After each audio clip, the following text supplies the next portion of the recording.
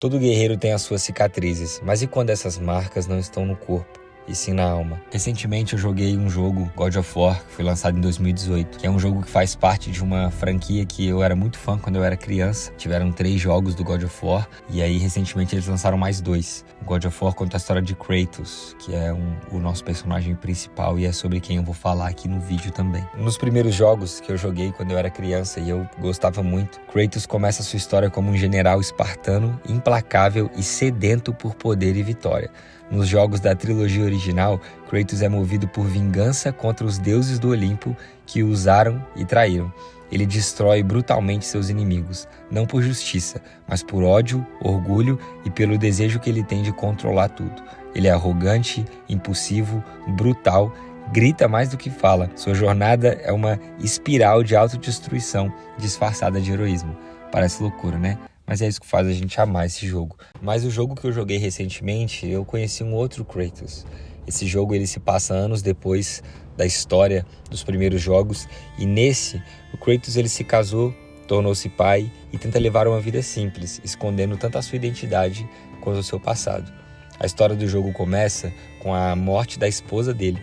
Então ele embarca com o filho em uma jornada para cumprir o último desejo da esposa, espalhar as suas cinzas no ponto mais alto dos reinos. Kratos, agora, é um cara contido, introspectivo e muito ferido. Ele luta contra a sua própria natureza durante o jogo todo. Ele não quer que o filho herde a fúria que consumiu ele durante toda a sua vida. Pela primeira vez, Kratos parece querer viver, não apenas sobreviver e destruir tudo que está na sua frente. Mas o passado não se apaga tão facilmente, e agora, ao perder a sua esposa, Kratos se vê sozinho com Atreus, um menino que representa o que ele nunca soube ser, inocente, sensível, ser filho. Kratos, o deus da guerra, está diante do maior campo de batalha da sua vida, a paternidade. E como ensinar amor quando tudo que ele conheceu foi ódio?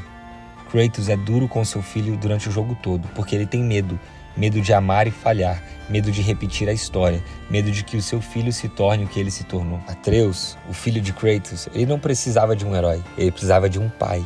E Kratos, com o seu machado, precisava aprender a ser vulnerável. No livro de Deuteronômio, Deus instrui os pais a ensinarem seus filhos no caminho, não apenas com palavras, mas com presença. Kratos começa a aprender isso. A cada passo, a cada batalha, ele começa a perceber. A jornada até o topo da montanha é muito mais sobre o que se transforma dentro deles do que fora deles. Confesso que eu fiquei meio irritado no começo do jogo porque eu esperava aquele Kratos que eu conhecia quando eu era criança. Ação frenética, lutas insanas, batalhas incríveis. E o que eu vi foi um Kratos velho, cansado, desanimado, muitas vezes até fugindo de luta, não porque ele não poderia vencer o adversário, mas porque era um Kratos que se contia, porque ele queria ser um exemplo para o filho.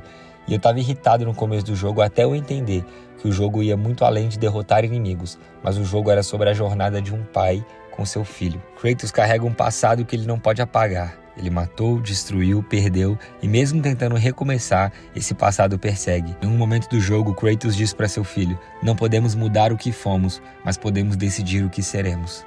E essa é a mensagem do Evangelho. A Bíblia não nos chama a esquecer quem fomos, não nos chama a esquecer o nosso passado, mas a sermos transformados por quem Deus é. 2 Coríntios 5,17, se alguém está em Cristo, nova criatura é. As coisas antigas já passaram, eis que tudo se fez novo. Quando a gente chega no fim do jogo, no topo da montanha, o Kratos e o Atreus, eles não são mais os mesmos. Eles não chegaram apenas a um destino geográfico, mas eles estavam mais conectados emocionalmente. Kratos não se torna um pai perfeito, mas ele finalmente permite que o amor o transforme. Todos nós temos um monte para escalar, e a batalha nunca é contra monstros ou pessoas, mas contra o nosso orgulho, a culpa e o medo. E nesse caminho precisamos saber que nós não caminhamos sozinhos. No início do jogo, Kratos chama Atreus apenas de garoto. Isso representa uma distância emocional. Kratos tinha uma barreira de proteção, mas a cada passo da jornada, a cada confronto, esse muro vai sendo quebrado. Não é só o menino que está crescendo.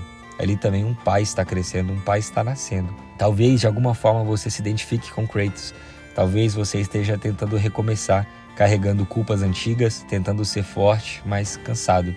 Deus não te chama para esconder o seu passado. Ele te convida a deixar que Ele transforme esse passado em um lindo testemunho. A jornada de Kratos é a jornada de toda pessoa que deseja ser mais do que aquilo que herdou. Kratos continua sendo um guerreiro, mas ele aprende a ser pai. Ele decide quebrar o ciclo. Ele escolhe amar, mesmo com medo. Ele aprende que a força verdadeira começa na rendição e no sacrifício. Talvez você não tenha tido um bom pai, mas isso não significa que você não pode ser um bom pai. Talvez você tenha causado muita destruição no seu passado, mas isso não significa que você não pode construir algo novo agora. Com Deus, a culpa vai embora, a graça toma o seu lugar. A guerra vira redenção e o coração endurecido volta a bater, volta a amar. É só um jogo, mas também é um lembrete. Eu não preciso ser quem o meu passado me tornou. Eu não preciso ser quem eu acho que eu sou. Eu posso ser quem Deus me criou para ser. Nunca é tarde para mudar. Nunca é tarde para corrigir a rota. Cara, se o Kratos, que é o guerreiro mais maluco da minha infância, virou um pai, eu acredito que eu posso me tornar qualquer coisa se eu permitir que o amor de Jesus transforme o meu coração. Eu não preciso carregar o ódio, eu não preciso carregar culpa, eu não preciso carregar tristeza. Essas coisas podem ir embora para que a alegria, o amor, a paz de Deus invada o meu coração. Você não precisa conquistar a transformação, você precisa se permitir ser transformado pelo amor de Deus. Deus abençoe você, espero que você tenha gostado desse conteúdo. E só para não deixar passar batido, que jogo, hein? Meu Deus, que jogo absurdo.